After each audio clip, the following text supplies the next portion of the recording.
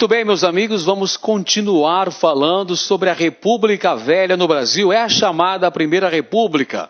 Na aula anterior, a gente apresentou as características básicas da República da Espada, o período em que a presidência foi ocupada por militares. Agora a gente vai começar a falar sobre a República das Oligarquias, quando predominou a oligarquia cafeeira no comando da política nacional. Vamos lá. Vamos começar então apresentando as características da participação política no Brasil durante a Primeira República. É a chamada República Velha. Quem é que tinha direito à participação política no Brasil nesse período? Veja só, o voto era direto, universal, masculino e aberto. Vamos explicar? O voto era direto, o cidadão votava no candidato que ele iria eleger e que o iria representar. O voto era universal, significa que não tinha mais critério de renda para votar. Você se lembra que a Constituição de 1824, que vigorou durante o Império, estabelecia voto censitário. O cidadão precisava comprovar seus rendimentos para ter direito à participação política. Com a Constituição Republicana de 1891, acabou esse critério de renda mínima. O voto passa a ser universal, entretanto, é masculino. E é aberto também, ou seja, o voto não é secreto. Estão excluídos do processo político as mulheres, os menores de 21 anos, porque 21 anos era a idade mínima para ter o direito ao voto no Brasil. Os analfabetos não tinham direito ao voto no Brasil. Nem mendigos, nem padres e nem militares de baixa patente.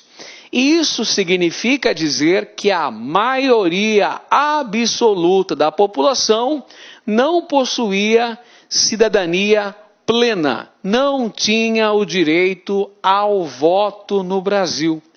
As eleições eram diretas, excetuando-se a primeira eleição presidencial, que foi vencida pelo Marechal Deodoro da Fonseca. Ele foi eleito na Assembleia Constituinte, 1891. As demais eleições presidenciais foram feitas através de voto direto. Quando se fala em República das Oligarquias no Brasil, um tema é fascinante e deve ser estudado com muito rigor. É o chamado coronelismo. O coronelismo foi um fenômeno político caracterizado pelo predomínio do poder local. Este poder local era exercido por grandes latifundiários ou grandes comerciantes, que eram chamados coronéis. Daí que vem o termo coronelismo. Poder político exercido por essas grandes lideranças, latifundiários ou grandes comerciais. O período da República Velha no Brasil também se caracteriza pela ação de oligarquias, de grandes grupos oligárquicos no Brasil.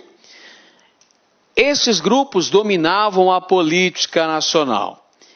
E esse predomínio se caracterizou em todos os estados do Brasil, fazendo com que as eleições da época fossem marcadas por muita fraude, muita corrupção e, principalmente, a exclusão da maior parte da população do país. Uma outra característica fundamental que você deve analisar e que você deve anotar no seu caderno é o voto de cabresto. O voto dessa fase da história brasileira ficou conhecido como voto de cabresto. Por quê? Porque os coronéis obrigavam os eleitores a votar nos candidatos por eles indicados. Ou seja, o coronel influenciava diretamente no voto dos eleitores. E como é que ele fazia isso, professor? Ora, o voto era aberto, gente, o voto não era secreto. E isso tornava mais fácil a ação do coronel, no sentido de manipular as pessoas que dependiam diretamente dos favores do coronel. As fraudes se constituíam numa característica marcante das eleições durante esse período no Brasil. Isso é muito importante. Então nós tivemos aí as fraudes onde, por exemplo, até os mortos poderiam votar. É claro que os mortos não votavam, pessoas se apresentavam nas eleições com os títulos de eleitor de pessoas falecidas e votavam como se fossem aquelas pessoas. Não havia justiça eleitoral no Brasil. Isso favorecia, em larga medida, a ocorrência de fraudes, como, por exemplo, mortos votarem. O Brasil, ao longo da República Velha, teve vários momentos em que ocorreram graves crises financeiras. Por exemplo, em 1891, ainda durante a presidência de Deodoro da Fonseca, ocorreu uma grave crise econômica que ficou batizada como encilhamento, que foi causada em razão da grande política emissionista, a grande emissão de papel moeda sem lastreamento nenhum, gente, o que acabou, por sua vez, gerando uma grande especulação financeira. Quem era o ministro da Fazenda à época era o baiano Rui Barbosa. Outro processo econômico que merece destaque é a chamada política de valorização do café no Brasil, que vigorou principalmente após a realização do Convênio de Taubaté no ano de 1906, onde ficou estabelecido que sempre que ocorresse uma oscilação da cotação do produto no mercado internacional, o governo deveria comprar os excedentes do café para diminuir a oferta do produto e tentar promover uma recuperação econômica do café. Vamos lembrar que o café era o principal produto da pauta de exportações brasileira. Então, os cafeicultores, o que faziam os cafeicultores? Os cafeicultores exigiam que o governo adotasse medidas no sentido de proteger a produção cafeeira do país. Então, sempre que o café caía na cotação, o governo vinha para salvar os cafeicultores, retirava os excedentes do mercado e, por vezes, chegava até mesmo a diminuir a cotação da moeda brasileira perante as moedas estrangeiras, principalmente a libra esterlina, no sentido de garantir aos cafeicultores uma margem de lucros. É interessante, porque o governo concentrava os lucros nas mãos dos cafeicultores e repartia os prejuízos junto à população brasileira.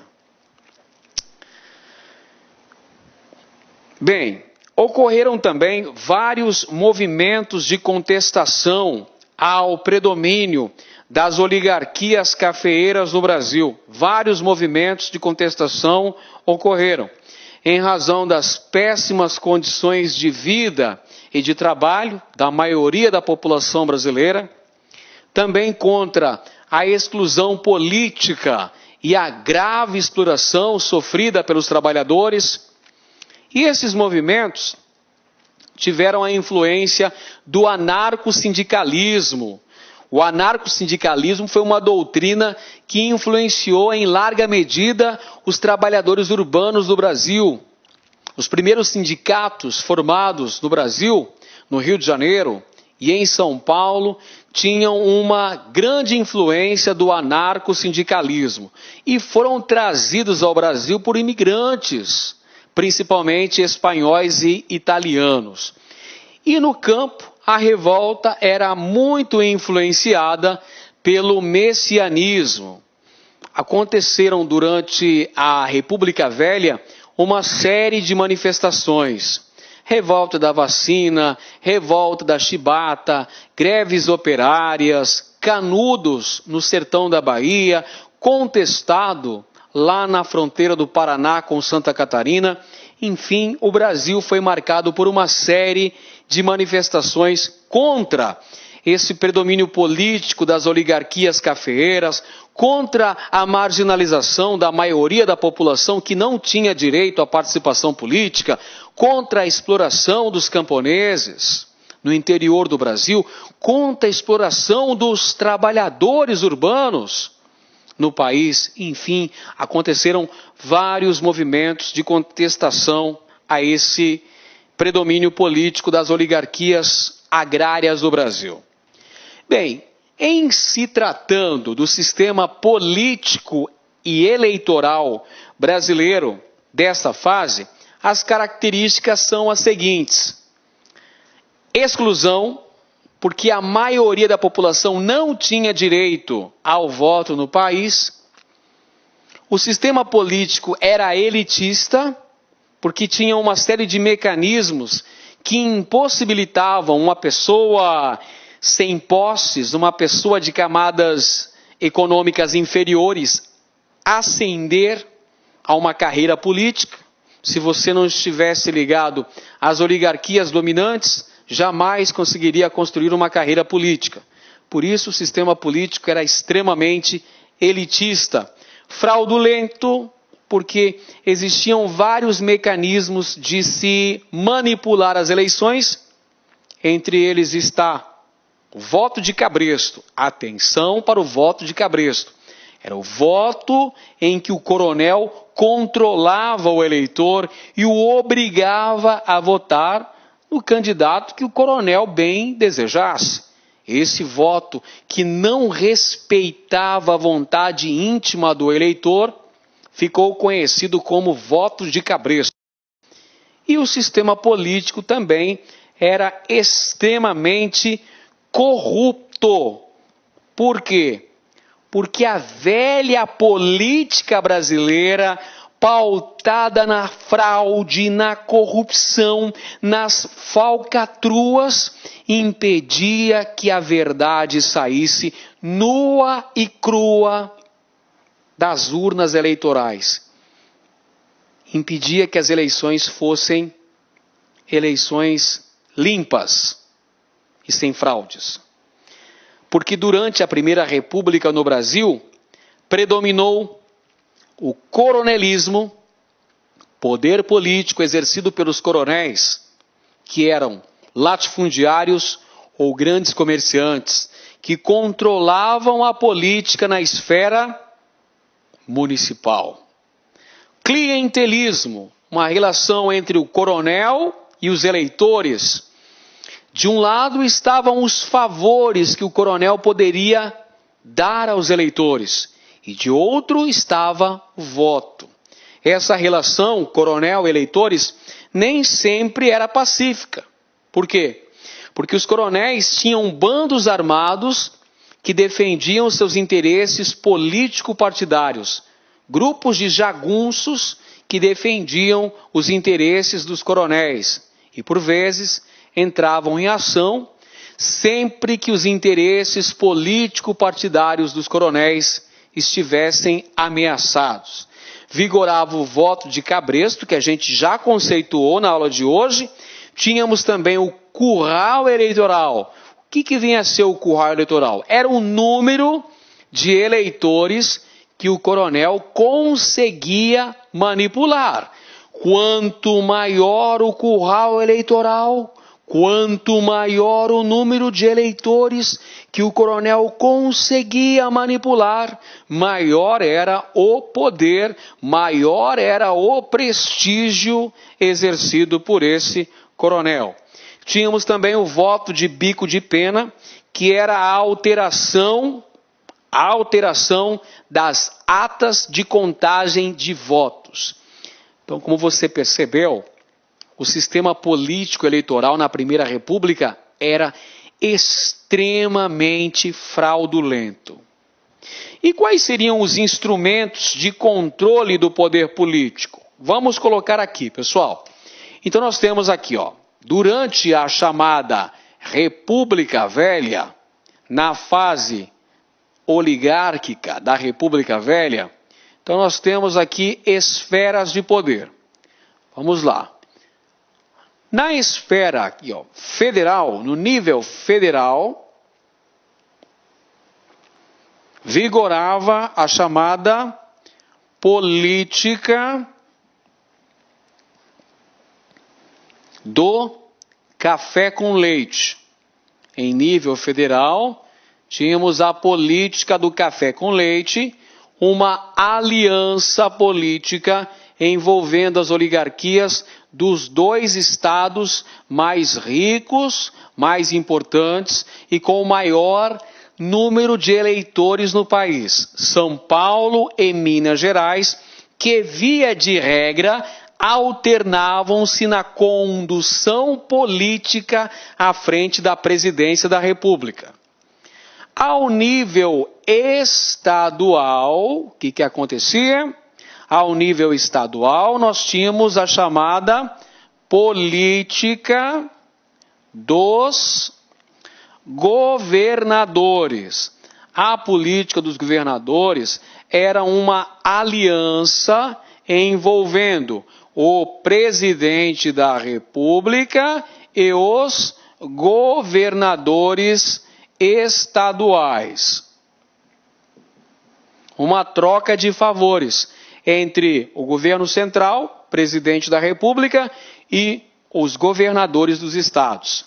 E na esfera municipal, vamos escrever aqui, na esfera municipal, nós tínhamos o predomínio do chamado coronelismo, que era a influência política dos coronéis.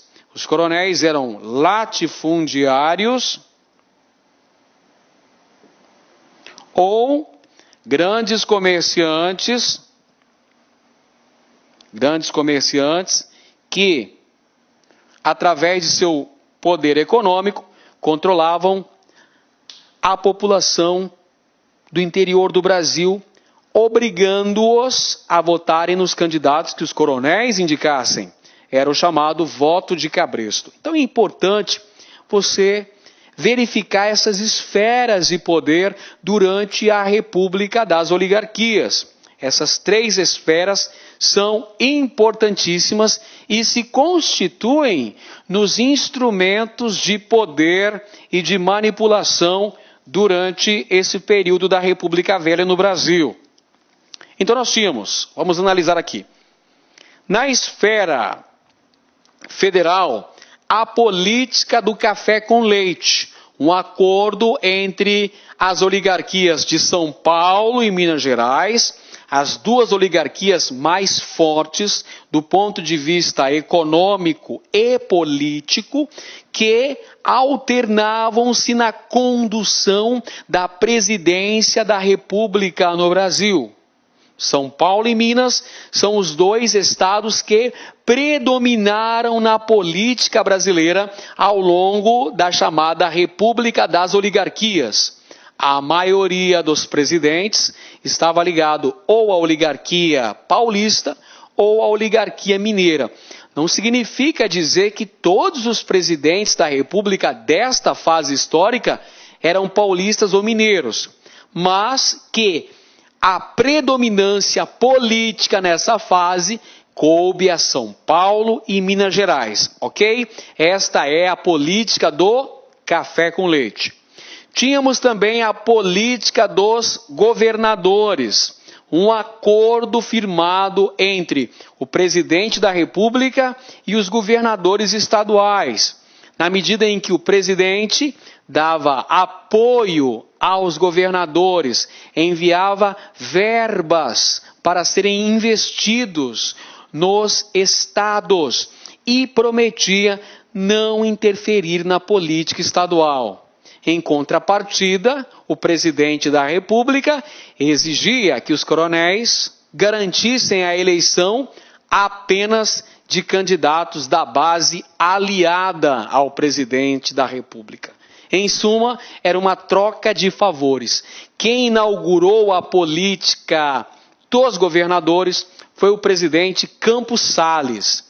E tínhamos ainda a Comissão Verificadora de Poderes, no Rio de Janeiro, que promovia a denominada degola. O que era a degola?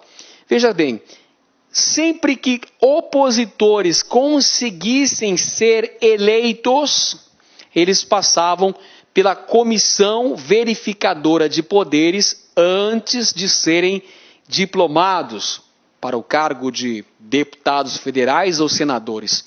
Se eles fossem da oposição, jamais seriam diplomados, porque seriam degolados, ou seja, seriam impedidos de assumir o cargo. Pinheiro Machado, senador gaúcho, é quem controlava a Comissão Verificadora de Poderes no Rio de Janeiro. Tratando-se da economia brasileira no período da República Velha, o grande destaque era o setor de agroexportação, com o predomínio da produção de café. O café era o camisa 10, botava faixa, o produto principal da economia brasileira durante todo esse período, e que teve um protecionismo muito grande por parte do governo, através da política de valorização do café. Além do café, o Brasil também exportava açúcar, algodão, cacau, tabaco, e não podemos nos esquecer do látex, que também teve uma vital importância na transição do século XIX para o século XX, sendo explorado em seringais nativos na Amazônia. 1898, o governo do presidente Campos Salles renegociou o pagamento da dívida externa brasileira junto aos credores ingleses.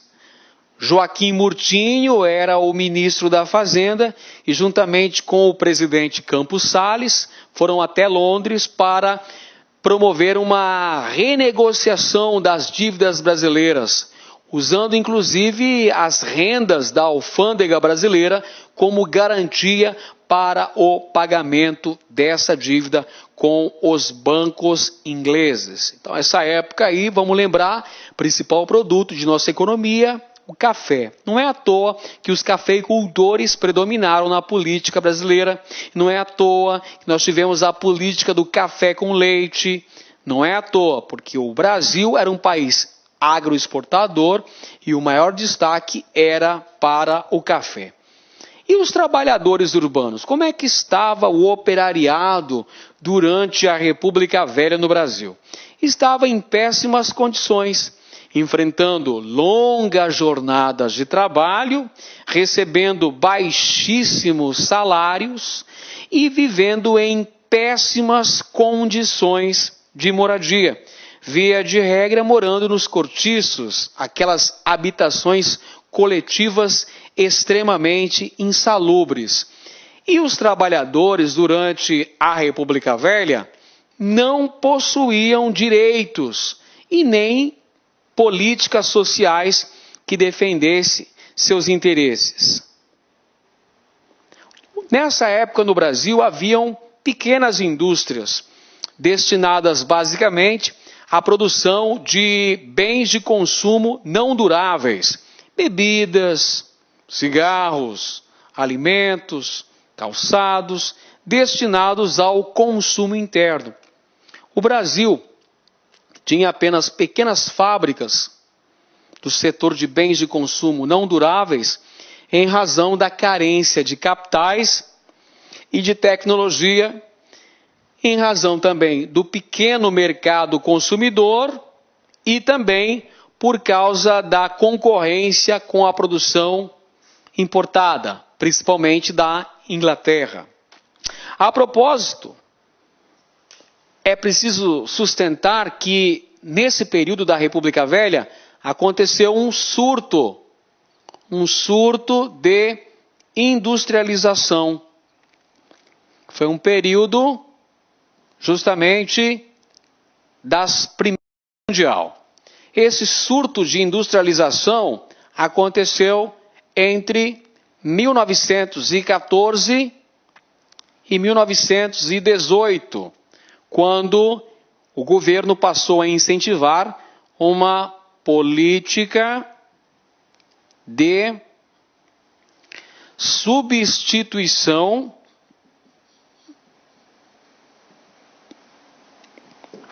das importações. Diante da impossibilidade do Brasil continuar importando produtos diretamente da Europa em razão da guerra, houve um incentivo na produção desses gêneros aqui em nosso país, garantindo então um surto de industrialização no período. Bem, outra coisa importante a se analisar são as culturas políticas vigentes na Primeira República que incentivaram em larga medida o movimento operário no Brasil, com a participação de imigrantes anarquistas e socialistas, o que por sua vez levou à formação das primeiras entidades operárias do Brasil. Os primeiros sindicatos surgem aí, que passam a realizar greves em defesa de melhores condições de vida e trabalho para os proletários no Brasil. O anarcossindicalismo influenciou o movimento operário no início do século XX. Essas ideias de luta sindical já eram vivenciadas na Europa e foram trazidas ao Brasil para articular o movimento operário pelos imigrantes. Os imigrantes espanhóis e italianos contribuíram para a formação do movimento operário no Brasil e, por exemplo, para a realização da mais importante greve da história da República Velha no Brasil, que foi no ano de 1917, quando o anarcossindicalismo praticamente conseguiu paralisar toda a produção industrial no Brasil. É importante ainda destacar que a questão social no Brasil, a questão dos trabalhadores, o movimento operário, era tratada no país como um caso de polícia. É isso mesmo. O governo, via de regra, adotava uma postura extremamente repressora em relação a essas manifestações em defesa dos operários no Brasil. A questão social era tratada como um caso de polícia. Em 1922, aconteceu a fundação do Partido Comunista Brasileiro, que assumiu a liderança do movimento operário e reunia uma série de intelectuais brasileiros. No ano de 1922, nós tivemos a fundação do PCB. Vamos lembrar que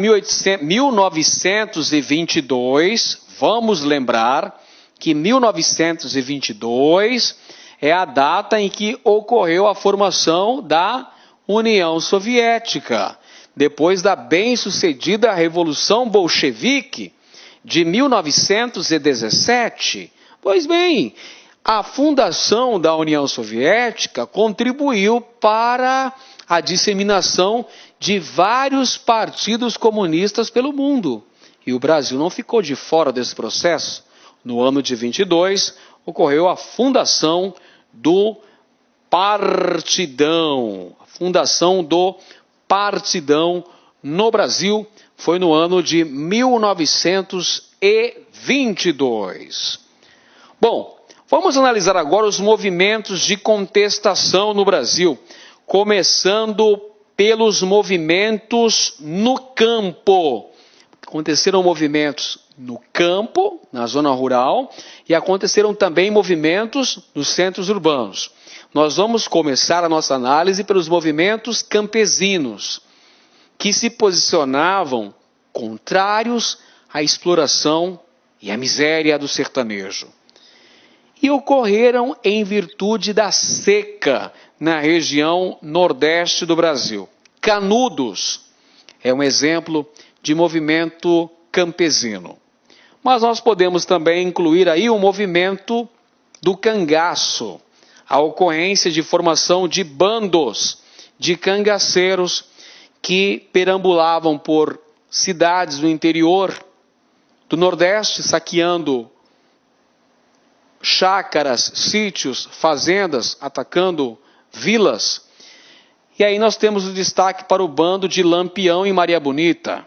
Virgulino Ferreira da Silva, o Lampião, foi o mais famoso cangaceiro da história do Brasil. E tivemos também movimentos de catolicismo popular, a exemplo do que ocorreu no sertão da Bahia, Canudos, e também do que ocorreu no Contestado.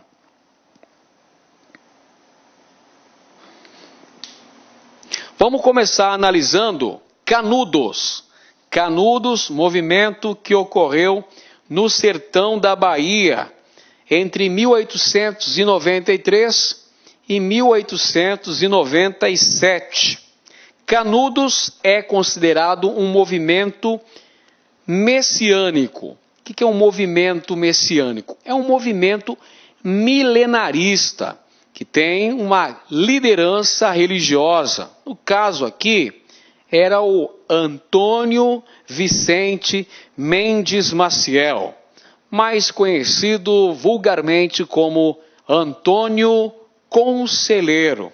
Esse movimento aconteceu no sertão da Bahia e sofreu uma violentíssima repressão oficial.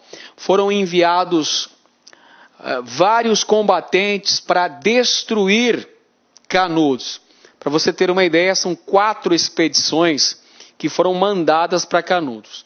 A primeira expedição era local, a segunda era estadual, a terceira e a quarta expedição a terceira e a quarta eram expedições federais. Foram enviadas pelo Rio de Janeiro, no governo do presidente Prudente de Moraes. E o exército não teve dó nem piedade. Devastou a cidadela de Canudos. O arraial do Belo Monte foi completamente destruído. E nós podemos saber um pouco mais sobre o que foi o movimento de Canudos, lendo a obra de Euclides da Cunha, um clássico da literatura brasileira, Os Sertões. Euclides da Cunha trabalhou como correspondente do jornal Estado de São Paulo e depois ele reuniu essa produção que deu origem a esse livro, Os Sertões, onde Euclides da Cunha denuncia essa violenta opressão que foi feita pelo governo da República contra essa comunidade de sertanejos. A imprensa no Rio de Janeiro, a capital do Brasil, apresentava Antônio Conselheiro como um verdadeiro demônio. Os conselheiristas, ou seja, os seguidores de Conselheiro, eram apresentados como fanáticos religiosos e monarquistas, como uma ameaça à recém-proclamada República no Brasil. Isso é uma forma de justificar a violenta repressão, porque Canudos, meus amigos, nada mais foi do que uma sangrenta guerra civil que aconteceu em nosso país. O exército, que representava a civilização e o progresso, foi para lá, para o sertão da Bahia, e destruiu completamente o arraial do Belo Monte, em Canudos. Você pode também assistir a um belíssimo filme que relata a história do movimento de Canudos, o filme Guerra de Canudos, com o recém-falecido ator José Wilker, interpretando brilhantemente o papel de Antônio Conselheiro. Vale a pena conferir. Eu indico.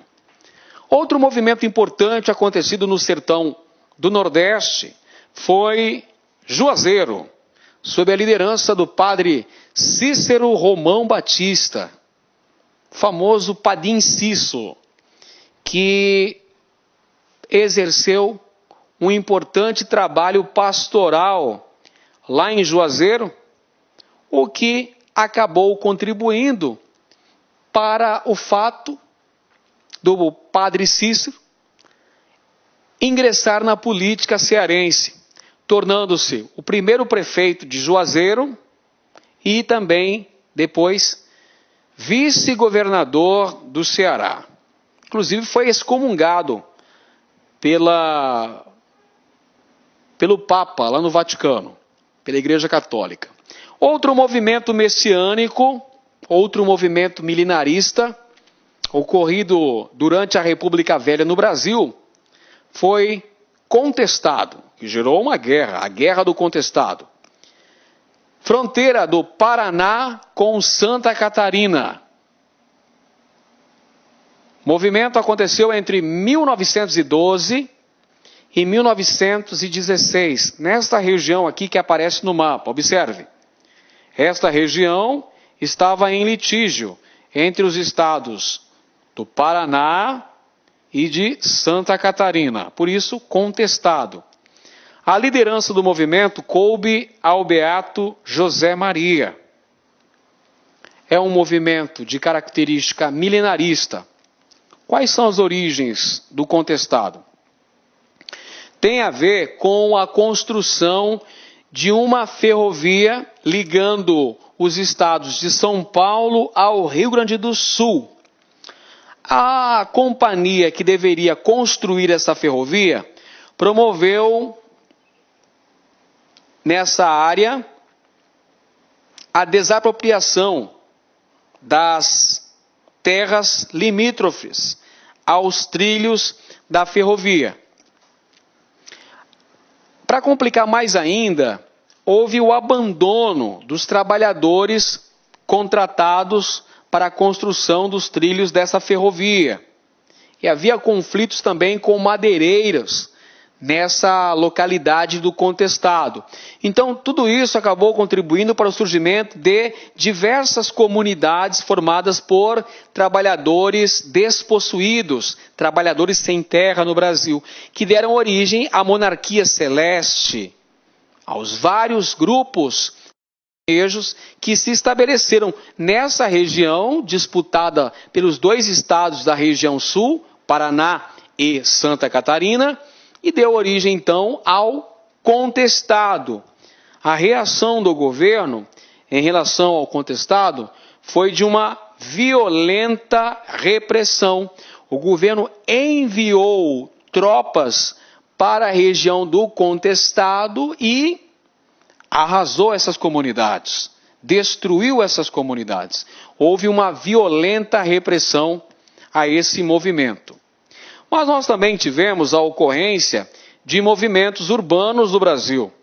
A causa básica desses movimentos urbanos são a crise econômica, os elevados índices inflacionários, o autoritarismo político e a marginalização da maior parte da população. Um exemplo desses movimentos urbanos foi a revolta da vacina, que aconteceu no ano de 1904, movimento contra a vacinação obrigatória para erradicar a varíola.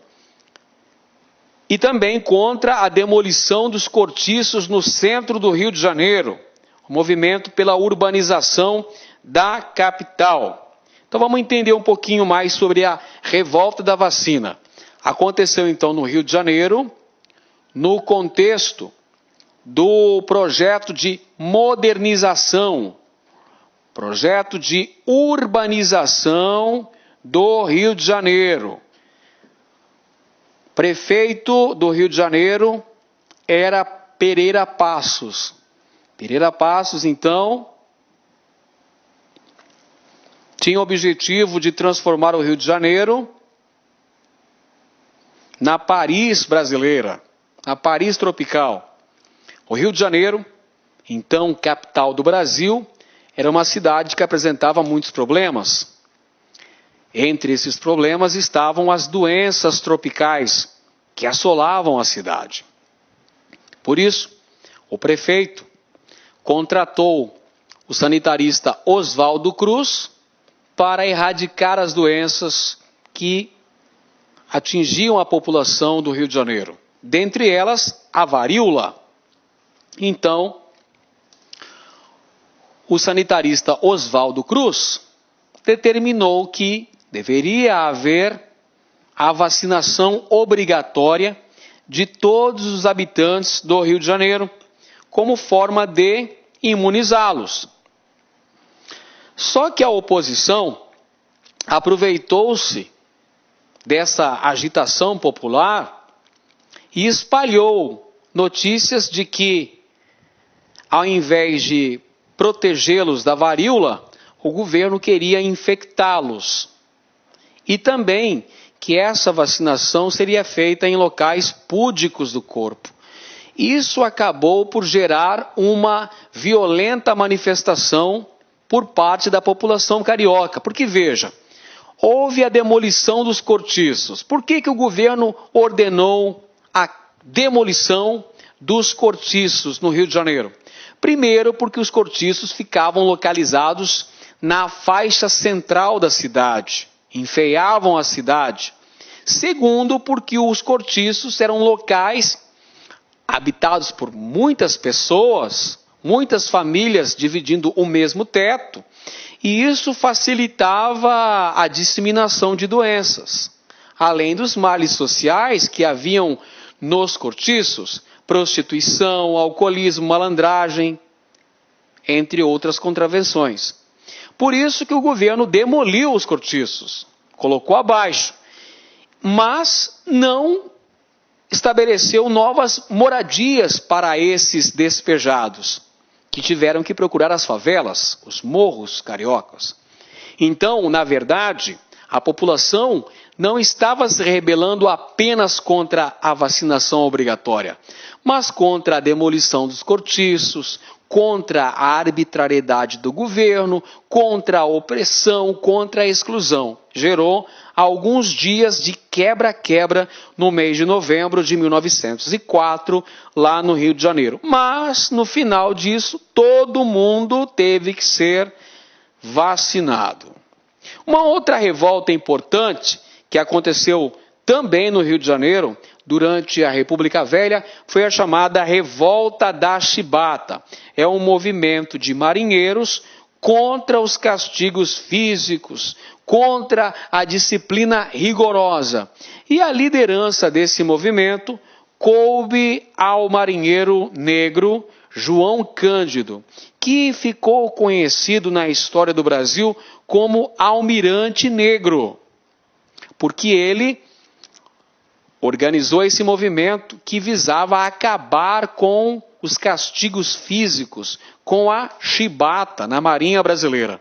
Porque a Marinha de Guerra Brasileira havia se modernizado, comprado encouraçados, navios de guerra, o encouraçado Minas Gerais e o encouraçado São Paulo, mas na Marinha Brasileira ainda tínhamos atitudes e práticas do tempo da escravidão. Os marinheiros de baixíssima patente, ou sem nenhuma patente, notadamente eram elementos negros e mulatos. Eles estavam sujeitos a baixíssimos salários, disciplina rigorosa, recrutamento forçado e, para piorar, castigos físicos. 30 chibatadas ao toque de tambor. Então eles vão se rebelar, vão tomar esses 2 navios de guerra, vão ameaçar bombardear a cidade do Rio de Janeiro, caso o governo não extinguisse a chibata na Marinha. E é interessante a forma pela qual a imprensa no Rio de Janeiro tratou esse movimento. Não como uma justa reivindicação dos marinheiros, mas sim como uma atitude intempestiva de insubordinação uma revolta, um levante, mostrando os marinheiros como verdadeiros bandidos. Veja, por exemplo, esta charge. Acompanhe aí no seu material, onde mostra um marinheiro negro com 2 armas na mão, ameaçando atirar numa dama que simboliza a cidade do Rio de Janeiro. E esta dama sendo protegida por um militar, que é o presidente Hermes da Fonseca, o presidente dessa época. Perceba como a imprensa queria passar uma ideia de que aquela atitude dos marinheiros não era legítima, era uma insubordinação. Quando hoje nós sabemos que esse foi um importante movimento social e que teve a liderança de pessoas pobres e pessoas negras, como por exemplo João Cândido Felisberto, que era o principal cabeça da revolta da Chibata. Eles conseguiram algumas de suas reivindicações. Por exemplo, a Chibata foi abolida na Marinha. Entretanto, os principais líderes da revolta da Chibata foram expulsos da Marinha, foram enviados para a prisão lá na Ilha das Cobras, no Rio de Janeiro. João Cândido, por exemplo, foi expulso da Marinha brasileira e terminou sua vida na mendicância, como uma pessoa indigente. Perfeito?